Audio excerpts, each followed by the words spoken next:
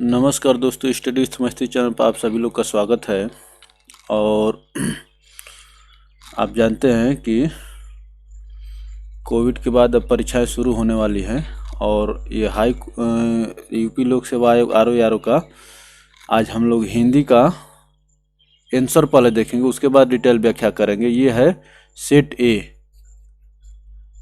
ए है। तो सेट ए में चलिए हम लोग जल्दी आंसर देखेंगे। तो इसमें पूछ रहा है कि भौतिक का विलोम शब्द है। भौतिक का विलोम क्या हो गया? आध्यात्मिक। ऑप्शन ए करेक्ट होगा। ये आंसर जो होगा, आंसर जो है ऑफिशियल है। फिर बाद में जो सही गलत होगा उसको हम लोग देख लेंगे। तो भौतिक का विलोम क्या होगा? आध्यात्मिक। अब देखिए, प्राची शब्द का विपरीतार्थक है। विपरीतार्थक है, बताइए प्राची शब्द का विपरीतार्थक क्या होगा? तो प्राची शब्द का विपरीतार्थक होगा प्रतीची। प्राची शब्द का प्रतीची। प्राची शब्द का विपरीतार्थक होगा प्रतीची। ऑप्शन बी करेक्ट होगा यहाँ पर। यह ऑफिशियल आंसर की है। सही गलत जो भी होगा आप लोग, अगर आपको समझ में आएगा तो कमेंट बॉक्स में डाल दीजिएगा। मेरा उद्देश्य पहले आपको ऑफिशियल बताना। समष्टि का विलोम शब्द है। समष्टि का विलोम क्या होगा? व्यष्टि। ऑप्शन बी आपको यहाँ पर करेक्ट आंसर होगा। चलिए और आगे चलते हैं। निम्नलिखित में से विलोम शब्दों की दृष्टि से एक युग्म गलत है, वह है, बताइए। तो चौथा में गलत किसको कह रहा है? ये चार कसी, आग्रह विग्रह को गलत कह रहा है। ये सही है। विधि का निषेध, आहान का विसर्जन और विलोम शब्द की दृष्टि से एक युग्म गलत है। तो गलत आग्रह विग्रह को कह रहा है। और चार कसी, अमिया हलाहल, ये भी सही है। तो चार कसी आंसर होगा। चलिए दोस्तों और आगे चलते हैं। 5 का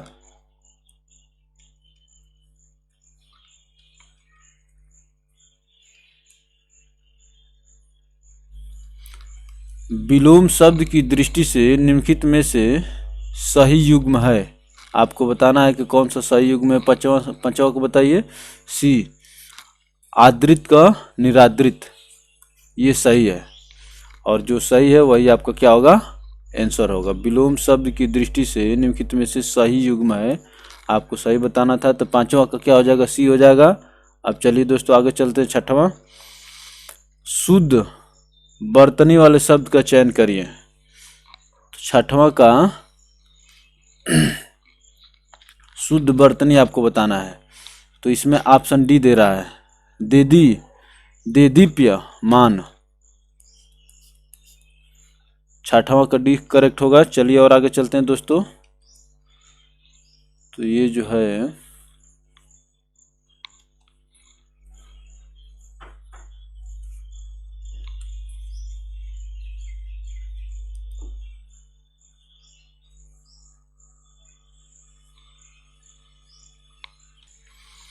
तो दोस्तों ये बहुत ही महत्वपूर्ण है। देख रहे हैं, शुद्ध बर्तनी वाले शब्द का चयन करिए, देदीप्यमान।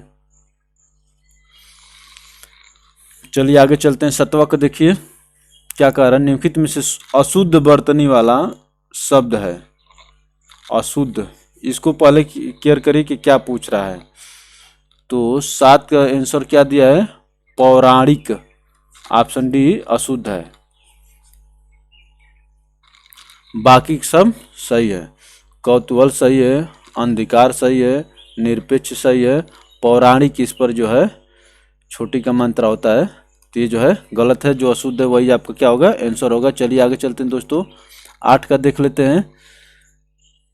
निम्नलिखित वाक्यों में शुद्ध वाक्य है। 8 में आपको शुद्ध बताना है। तो 8वां का आंसर क्या होगा? सी होगा। यह कविता अनेक भाव प्रकट करती है। यह कविता अनेक भाव प्रकट करती है, ये क्या है? करेक्ट है। और जो करेक्ट है वो क्या होगा? आपका सही आंसर होगा। चलिए और आगे चलते हैं दोस्तों। तो अब हम लोग इधर चलेंगे 9वें प्रश्न पर।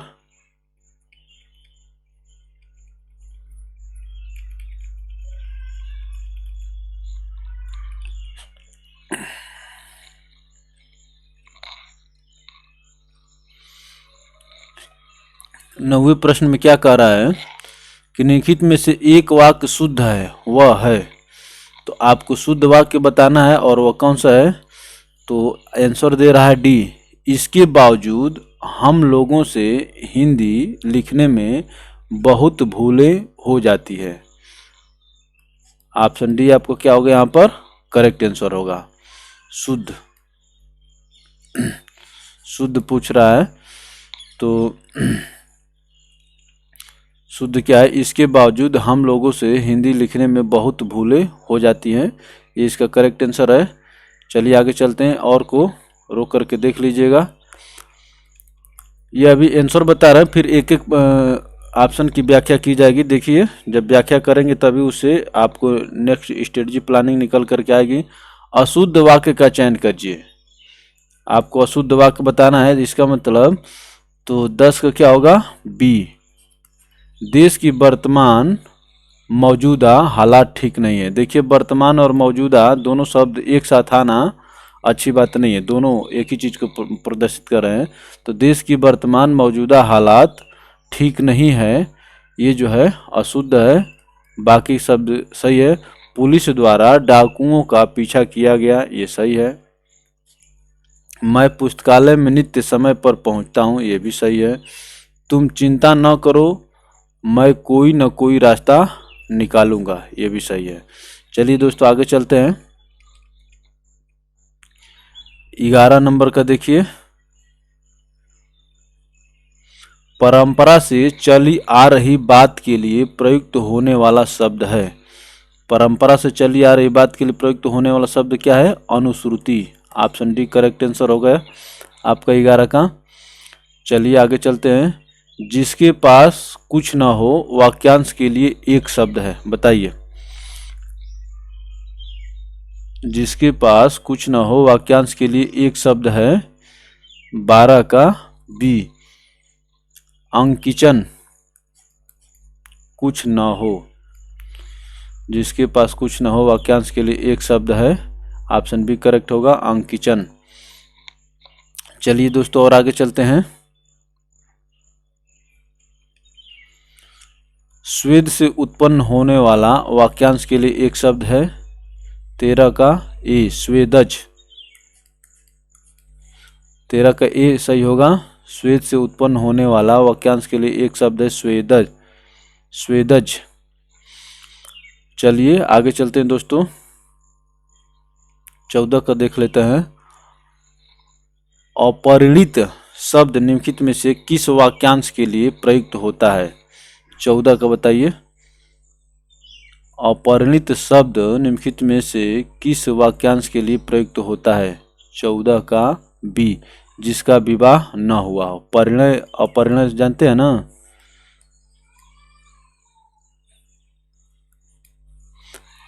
क्या कह रहा है, अपरिणित शब्द निम्नलिखित में से किस वाक्यांश के लिए प्रयुक्त होता है जिसका विवाह न हुआ हो। चलिए आगे चलते हैं।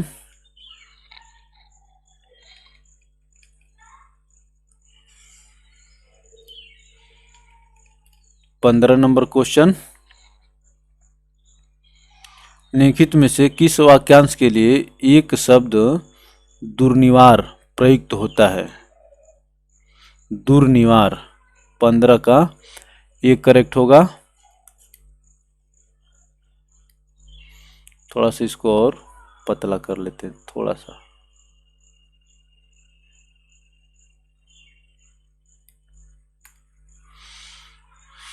तो जिसे दूर करना कठिन हो उसके लिए दुर्निवार शब्द का प्रयोग किया जाता है। 15 का ये सही होगा। चलिए, निम्नलिखित में से तत्सम शब्द है। 16 का बी, जीर्ण। निम्नलिखित में से तत्सम शब्द है जीर्ण। 17 का चलते हैं। दही, दयंग, गाहक, ये सब देख लिया जाएगा बाद में। अभी यहाँ पर आंसर नहीं तो एक एक क्वेश्चन का ऑप्शन का एनालिसिस करेंगे तो वीडियो बहुत लंबी हो जाएगी। 17 को चलते हैं। अगहन का तत्सम रूप कौन सा है? अगहन का तत्सम रूप कौन सा है? तो अग्रहायण तत्सम पूछ रहा है। अगहन का तत्सम रूप कौन सा है? अग्रहायण। 17 का ए। चलिए आगे चलते हैं दोस्तों। निम्नलिखित में से तद्भव शब्द है। 18 का सी। 14 चतुर्दश जो है ये तत्सम है और 14 जो है तद्भव है। 18 का सी हो गया। चलिए आगे चलते हैं। अभ्यंतर का तद्भव शब्द है। अभ्यंतर का तद्भव शब्द क्या होगा? 19 का बी। भीतर। अभ्यंतर का तद्भव शब्द है भीतर। 19 का बी। बहुत इंपॉर्टेंट है। आप जानते हैं कि तत्सम संस्कृत के शब्द है और जाहिर सी बात है संस्कृत के हर एक शब्द से सब लोग परिचित नहीं हैं। अभ्यंतर का तद्भव शब्द है भीतर। 19 का बी। चलिए आगे चलते हैं दोस्तों। करपट का तद्भव रूप है। करपट का तद्भव। करपट 20 का डी। करपट का कपड़ा होता है। चलिए दोस्तों आगे चलते हैं। वह बहुत खाता है इस वाक्य में बहुत किस प्रकार का विशेषण है? वह बहुत खाता है इस वाक्य में बहुत किस प्रकार का विशेषण है? बहुत, इससे मात्रा उत्रा का बोध नहीं हो रहा है तो अनिश्चित परिमाणवाचक। ये बात एकदम सही है। बहुत से तो ये निश्चित नहीं हो रहा कि कितना हुआ। तो वह बहुत खाता है इस वाक्य में बहुत किस प्रकार का विशेषण है? अनिश्चित परिमाणवाचक विशेषण है। 21 का डी। चलिए आगे चलते हैं दोस्तों। निम्नलिखित वाक्यों में से वह वाक्य चुनिए जिसमें गुणवाचक विशेषण का प्रयोग किया गया है। गुणवाचक। वह वाक्य चुनिए जिसमें गुणवाचक विशेषण का प्रयोग किया गया है। 22 का ए। वह नटखट बालक संगीत नहीं सुन रहा है। बालक कैसा? नटखट। ऑप्शन ए करेक्ट होगा 22 का। चलिए और आगे चलते हैं। गुणवाचक विशेषण का प्रयोग किया गया है।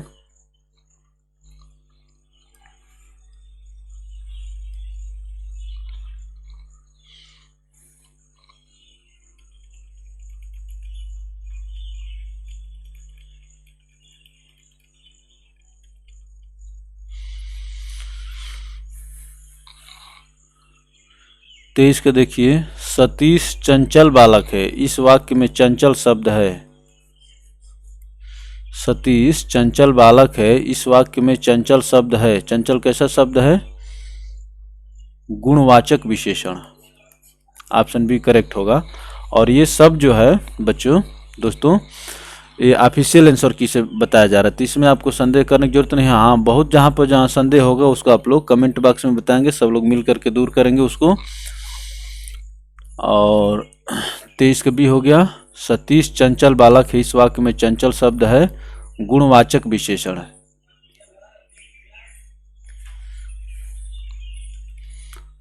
मानसिक विशेषण किस मूल शब्द से बना है? 24 का बी करेक्ट होगा। मानस। मानसिक विशेषण किस मूल शब्द से बना है? तो मानस से। 24 का बी करेक्ट होगा। आगे चलते हैं दोस्तों। चारित्रिक विशेषण शब्द का मूल शब्द कौन सा है? चारित्रिक। चरित्र। चरित्र से सब कुछ बना है। चारित्रिक विशेषण शब्द का मूल शब्द कौन सा है? चरित्र। 25 का ए आंसर हो जाएगा। मीमांसा का सही पर्यायवाची शब्द है मीमांसा। 26 का सी समालोचन। ऑप्शन सी करेक्ट आंसर होगा दोस्तों। मीमांसा का सही पर्यायवाची शब्द है समालोचन। 26 का सी। बिजली का पर्यायवाची शब्द है 27 का बताइए। 27 का भी सौदामिनी।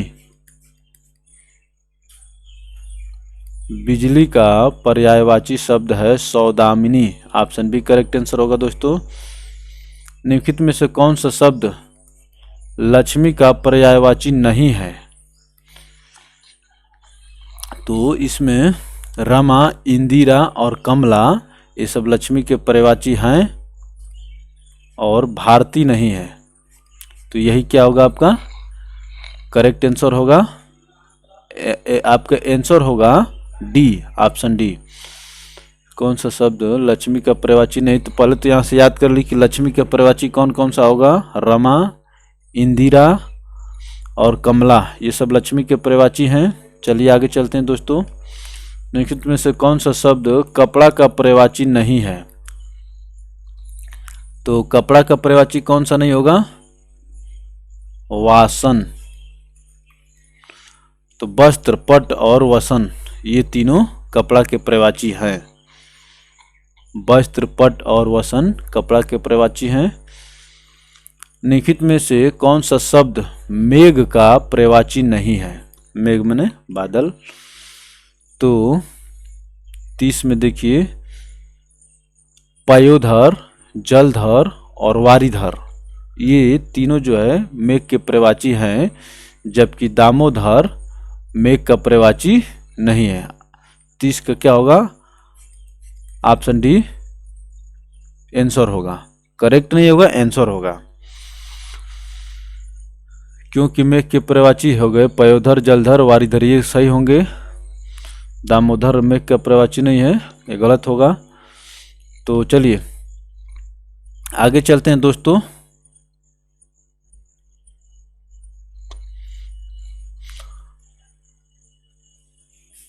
आविर्भूत का सही विलोम शब्द है। आविर्भूत का सही विलोम शब्द है तिरोभूत। ऑप्शन सी करेक्ट आंसर होगा दोस्तों। आविर्भूत का सही विलोम शब्द है तिरोभूत। 31 का सी।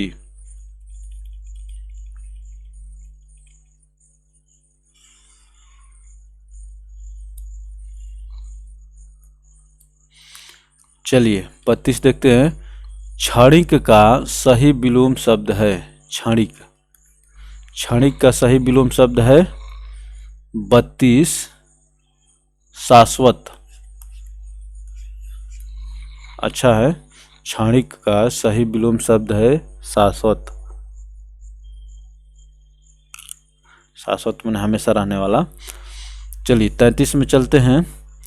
अग्रज का विलोम शब्द है 33 का सी। अग्रज या बड़ा कह लीजिए, अनुज मने छोटा।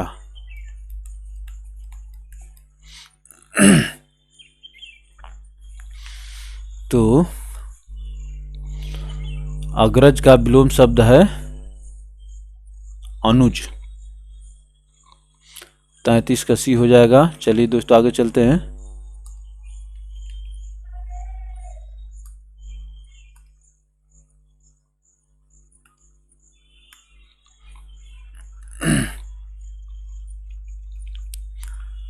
निम्नलिखित में से विलोम शब्दों की दृष्टि से एक युग्म गलत है, वह है। एक युग्म गलत है वो कौन सा है ये आपको बताना है।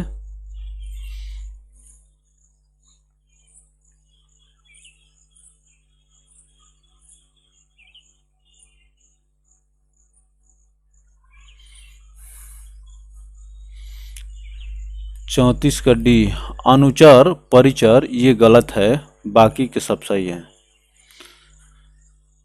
एक युग्म गलत है वह है, तो 34 का डी जो गलत है और बाकी का सब सही है। मौन, मुखर, शानदार, शर्मनाक, बर्बर, सभ्य ये हो गया। अनुचर परिचर ये गलत है, जो गलत है वही आपका सही होगा। विलोम शब्दों की दृष्टि से इनमें एक युग्म गलत है, वह है। तो एक युग्म कौन सा गलत है? 35 का सी होगा। आच्छादित, परिच्छन्न। अमित, परिमित, अमित, परिमित, सत्कार, तिरस्कार, ये सब सही है। चलिए, सुख दुख, विलोम शब्दों की दृष्टि से इनमें से एक युग्म गलत है, वह है ऑप्शन सी करेक्ट होगा। 35 का सी सही होगा। वर्तनी की दृष्टि से शुद्ध शब्द है 36 का बी, विवर्त, ये सही है।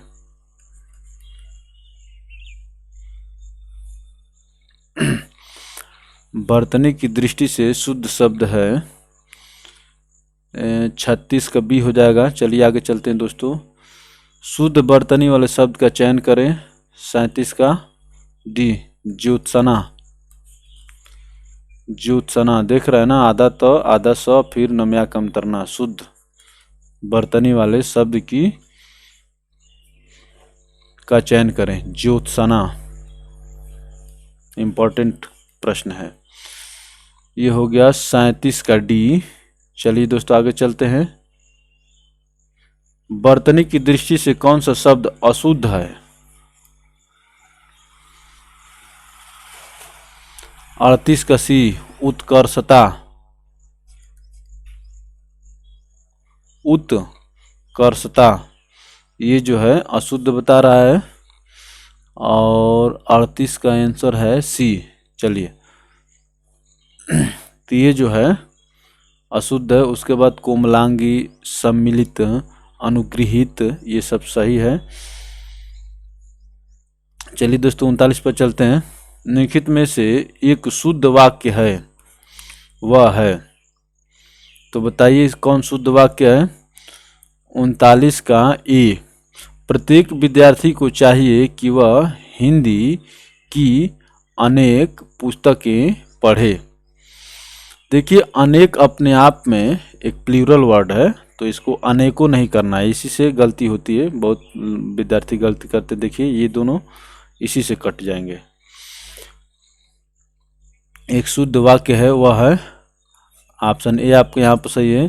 प्रत्येक विद्यार्थी को चाहिए कि वह हिंदी की अनेक पुस्तकें पढ़े। 39 का ए। चलिए दोस्तों और आगे चलते हैं।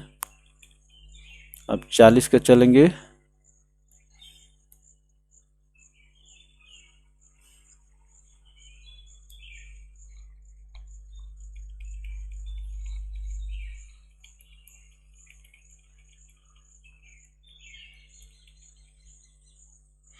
निम्नलिखित में एक वाक्य अशुद्ध है, वह है, आपको अशुद्ध बताना है। उसके घर के पास एक मिठाई की दुकान है।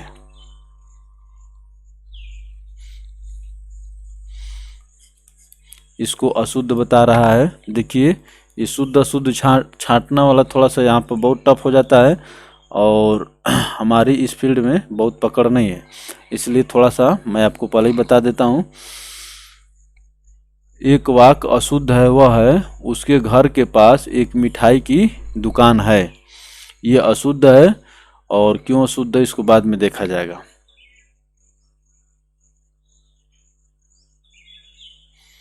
चालीस का सी, जिसका कोई शत्रु नहीं जन्मा है, वाक्यांश के लिए एक शब्द।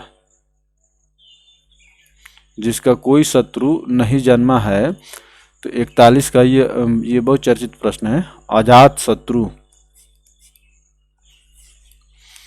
जिसका कोई शत्रु नहीं जन्मा है, वाक्यांश के लिए एक शब्द है अजात शत्रु। 41 का सी हो गया। चलिए आगे चलते हैं दोस्तों। खोज करने वाला, इस वाक्यांश के लिए एक शब्द। खोज करने वाला के लिए क्या हो जाएगा? 42 का ए हो जाएगा, अन्वेषक।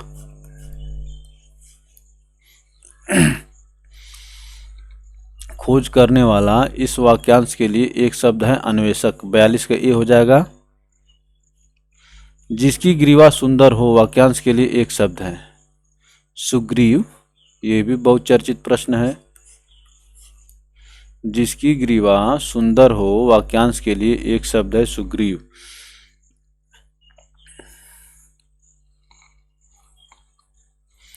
जिसकी ग्रीवा सुंदर हो, वाक्यांश के लिए एक शब्द है सुग्रीव। चलिए दोस्तों आगे चलते हैं। 43 का बी हो गया।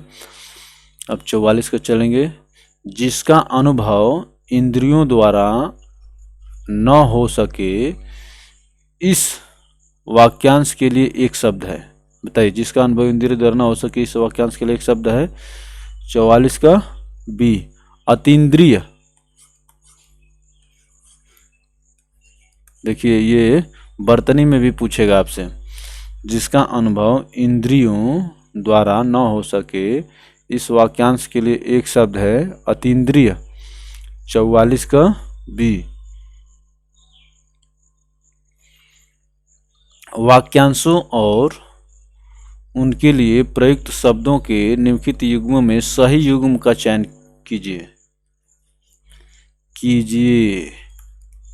देख रहे हैं ना, कीजिए। सही युग्म का चयन करिए। तो जो सही है वो आपको बताना है। लौट कर आया हुआ, प्रत्यागत। ये चीज ठीक है। लौट कर आया हुआ, प्रत्यागत।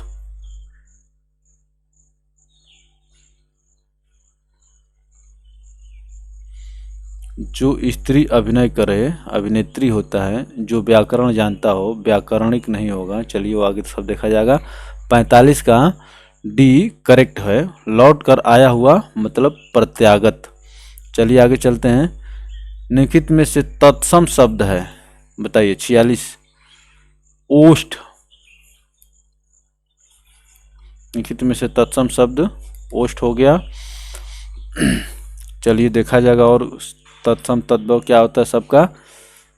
46 का डी, परिवा का तत्सम शब्द रूप है। परिवा का तत्सम रूप क्या है। 47 का सी, प्रतिपदा। परिवा का तत्सम रूप है प्रतिपदा। 47 का सी हो जाएगा। परिवा का तत्सम रूप है प्रतिपदा।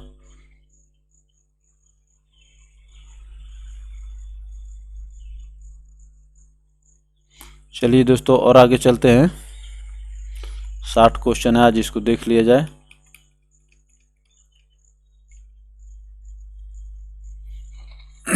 अड़तालीस नंबर देखिए क्या कह रहा है।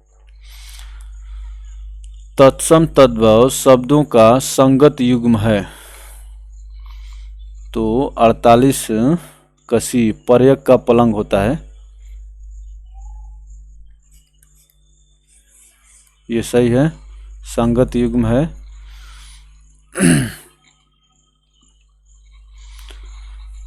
तत्सम तद्भव, पहले तत्सम होना चाहिए, उसके बाद तद्भव होना चाहिए। तत्सम तद्भव शब्दों का संगत युग्म है। 48 का सी हो जाएगा। पर्यक का पलंग होता है। 49 निम्नलिखित में से एक तद्भव शब्द है। तद्भव शब्द 49 का ये हो जाएगा आंसू।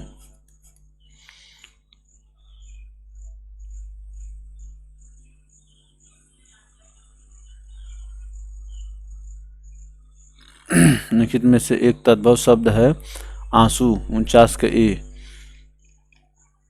कपित का तद्भव शब्द है। कपित का तद्भव शब्द है। 50 का क्या हो जाएगा बी, कैथा। ये देखिए इंपॉर्टेंट निकल के आया। कपित का तद्भव शब्द है कैथा। 50 का बी।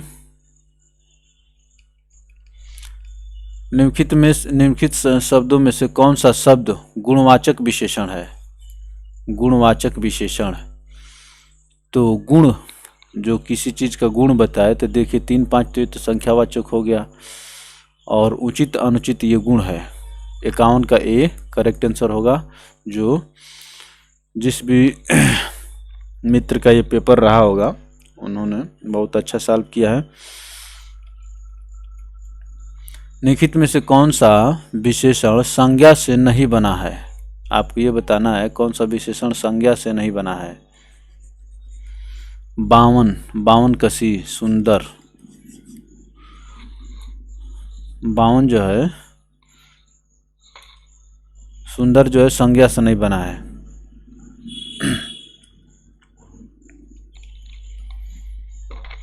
किस वाक्य में उत्तमा अवस्था गुणवाचक विशेषण विशेष्य का प्रयोग किया गया है? उत्तमा अवस्था गुणवाचक विशेषण विशेष्य का प्रयोग किया गया है। तो 53 का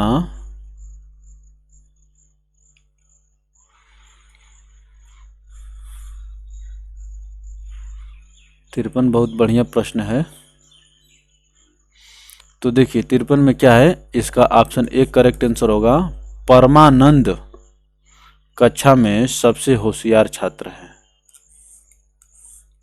परमानंद कक्षा में सबसे होशियार छात्र है। विशेषण विशेष्य उत्तमा अवस्था, उत्तमा अवस्था गुणवाचक विशेषण विशेष्य, ठीक है ना। परमानंद सबसे होशियार छात्र है, यही उत्तमा अवस्था। तो 53 का ए हो गया। चलिए दोस्तों आगे चलते हैं।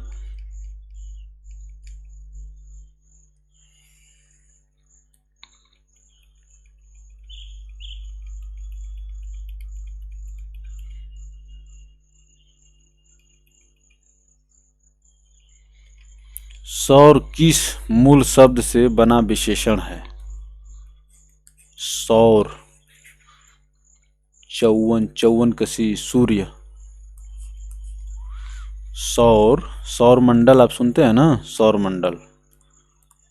जो लोग ज्योग्राफी में या ऐसे भी आप लोग, सौर मंडल।